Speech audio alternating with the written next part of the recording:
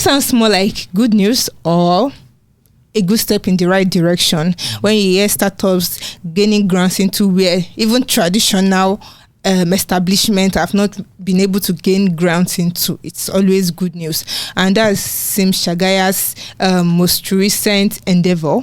Miva Open University has just gotten a license to give certificates that you go to universities to get rather, and it's cool. Bolu, can you tell us about it? Yes, yeah. Like you said, it's really good news, very interesting news. So if you don't know Shagaya, I don't know, maybe you should know ULesson then. So Shagaya is the CEO and co-founder of ULesson. That's been operating for a while now. It's an edtech platform. Mm-hmm. So the big news is he also launched an online university, and that university has gotten license to operate an online university. So the same degree that you will, go into halls of that have overcrowded halls, to attend. Okay, let's not get there. All right, so you can now get, university degrees online. That's basically what it means. And it's really interesting because when you look at the educational system, like already, right, it's crazy. I think Miva is the first online university to be getting this license. It's not as if no one has, in Nigeria. It's not as if no one has gotten the license before, but there are traditional universities that actually got this license. There's 12 of them, right? And it also shows how big a deal it is if just 12 universities out of all the universities we have in Nigeria have actually gotten this license. So it goes to show that a lot of preparation is needed to get this license for it to actually work, because even in more advanced countries, you see, when the whole COVID thing happened in US, like 50% of schools, like tutors that were already operating there, 50% of them could not really move to the whole online thing, right? So, and I think it makes a lot of sense that they are giving, Miva this license, because they are coming from ULesson. They've been doing this thing for a while. And the focus has been on elementary education. Exactly. So I think even universities that have gotten this license already will be able to look at how they are doing things and maybe learn a thing or two from Miva, because when you are doing an online university, you have to rethink a lot of things. Like, you need to rethink the way you do assessments. You need to rethink lectures, the way you a lot of communication among students. Exactly. Communication with facilitators and all that. There has to be a lot of infrastructure in place. It reminds me of Off School Africa, right? That is giving diploma in tech, in product management, product marketing, product design, I think, and software engineering, right? I can imagine how much was put into recording all these classes, managing community, because that is a very, very huge part of online schools. Yeah. You have to manage community, unless you just want to have 100% entry and 3% are graduating, except you want that you have to keep your community running. So this is a lot, and it doesn't just stop at the license. Yeah, right. Yeah. It doesn't stop at the license, and I think another thing we need to also look at is will it really move a needle when it comes to the amount of people that are unable to get into institutions. I mean, yearly we have how many people getting out of secondary school writing JAMB every year, millions of students, right? So really move a needle in actually getting those people somewhere, because I'm sure Miva cannot cater to all those people. There's a lot of them. We lead to okay, so they're starting with two what we call colleges or faculties. There's the business side and there's the tech side, and so I don't know about getting the license, but they're not the first to attempt this thing. So what became Andela was an attempt to bring the Nigerian educational system online. There's also Benny American University, which is probably one of the first. It's one of the first attempts to build an online school in Nigeria. I checked their website a few days ago, and they haven't. I mean, it's still showing me proposed site. So the idea was I think NUC was not amenable to a fully online university at the time. That was what, maybe 2012, 2013. They were not fully amenable to a completely online university. So the compromise was we are going to do a hybrid version, online and offline. So they acquired land in Cross River State, and they were supposed to start building. I don't know how that has gone. This is almost 10 years or 11 years. Wow. And it's still showing on the website, it's still showing proposed site of Benny American University. And I look at it and I look at lessons, will I say, track record of success. And I'm just wondering, can you really do this? So on the surface, it's a very, very good idea to try and move the university education in Nigeria online, because obviously there's a market there, or there's a problem that you can solve. There's a fact that, like you mentioned, like JAM said 2 million people took the exams last year, and that's huge. But at least 50% of them will not get into universities, not because they are not qualified, but because these schools can't take them. The rest of them have to look for some of our African neighbors to school at, or maybe if your parents can afford it, or you get the scholarship, you get outside the country. But even that is a very little, maybe another 100 or 150,000 would be able to afford those options, which means at least 400,000 people will not get into the universities. So there's a problem of not getting into school.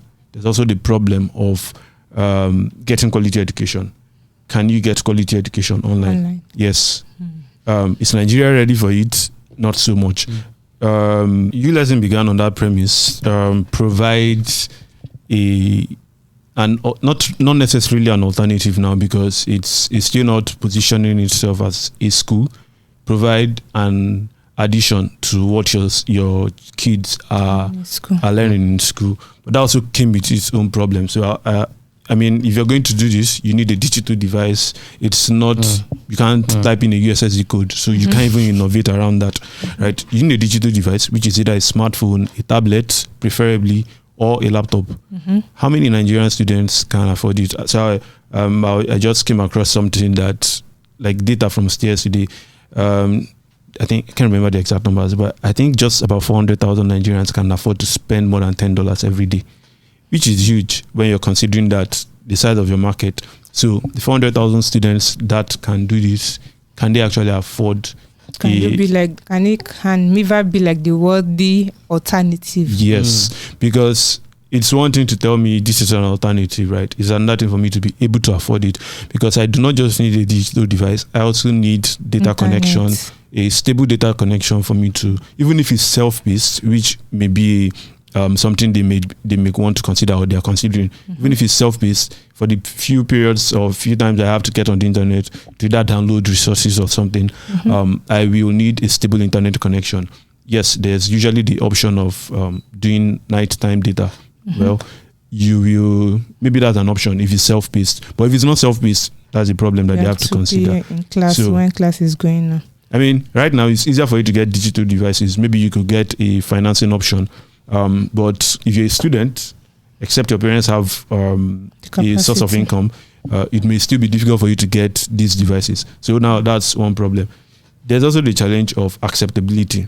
I think one of the reasons that Open universities. I mean, people go to Noun. Yeah. National Open University. People go to Noun, right? I don't recognize that they will graduate. So there's this tier, or maybe this, I guess it's an unspoken rule. So we have private universities, we have federal universities, we have state universities, we have polytechnics, we have colleges, then we have online universities. Whoa. We all know is that down? Like down, because at the very least, a polytechnic gives, like, you can say, oh, I went to this polytechnic. There's a track record. I would have wished it. I went to polytechnic actually, because it gives them hands-on on what you'll be taught in theory in university. But a lot of, there's still this. It depends on what you're studying. If what you're studying is more technical. Yes, like engineering. Why should I be doing more of this thing for an engineering course? Well, that's a different conversation anyway. But that acceptability is a big problem. That's true. You will see it in all schools messaging. So I know Adewale tweeted once and he was like, this is a compromise. We give you the certificate your mother or your parents want, and we also give you knowledge and the kind of fast track you into a job. So that hints at the acceptability issue. Nigerians, forget what people are saying. No, yes, it's only in tech that you can easily get a role without go to school. And it's easier. Maybe because it's like the norm, so it's easier.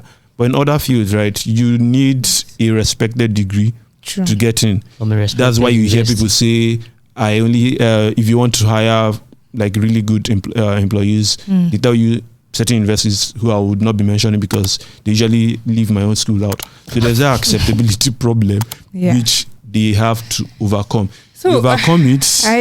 I think I understand your skepticism, or is that the way it's said? The problems are in our faces. Even is it companies? Do I call them companies or startups? Do I call them startups? I want to say like establishments that just come up to offer people tech skills. They have to be faced with the challenge that how do we even get these people to learn these skills when they can't have access to the basic facilities that will help them? And some of them are even beyond their hands, like internet connection. So they have to spend time on providing scholarships for these people, on equipping them with laptops, with internet. And you're supposedly a profit-making organization. Exactly. So if you are a profit-making organization, but then it's still a step in the right direction, right? We might say it doesn't move a needle, but to a large extent, it's still giving some people opportunity to have the education that they want to have. So this is a great one, and I hope we're able to fix. I hope we're able to fix the discrimination that exists. I mean, it's employers. So the employers have a very huge role, which is something I think Nextford is working very hard on. So you see their partnerships, like they are trying to get people who are already well established in Nigeria's corporate space to kind of lend some legitimacy to what they are doing, because for example, the lure of getting an MBA for about $5,000 is huge. You can't even get an MBA for $5,000 at LBS. It's a lot more expensive, right? So you see them partner with Sterling Bank CEO. He comes, he speaks about it, tells you that, we've hired some of these guys and they are good, right? And then they tell you, okay, this is where our MBA grads are working at. Like you can use your certificate to go abroad or do things like that. So that's something they can do. And yes, they can move the needle. But I think a better option, if we wanted to solve this problem, better option would have been to encourage universities to actually do this. Right? So the universities, for example, to do a hybrid Kini, sorry, if you're not Nigerian, you may not understand what Kini is, but a hybrid model would have been perfect, because now, which is something ULSN tried when they tried, I think it was called Deaf Kids or something, where they wanted to have physical locations where if you do not have these devices, you walk in, you do whatever you need to do. So just the same way people, they want to take JAMB or any of these professional exams, some universities, I know that when I wrote an exam at UI, they had a large building for something like that. So imagine UI, for example, is they have this partnership or they have this license, which I believe they can get.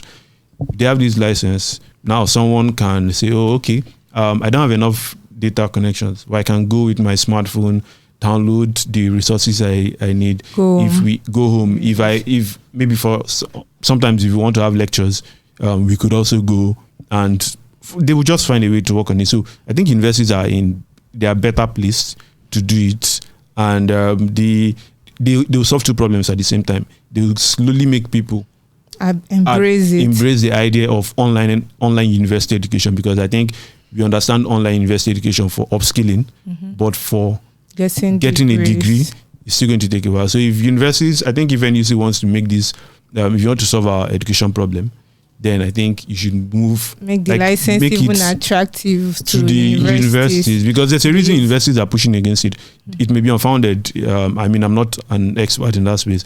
Their hesitations may be unfounded, but I think if you want to do this, get the maximum results, then use them. They are giving me signal that she stopped talking. Yeah, I think that was something we needed to talk about, because whether we want to admit it or not, it's a problem that exists. And seeing one of us, in quotes, going in that direction, and despite all we've mentioned, it's a good thing.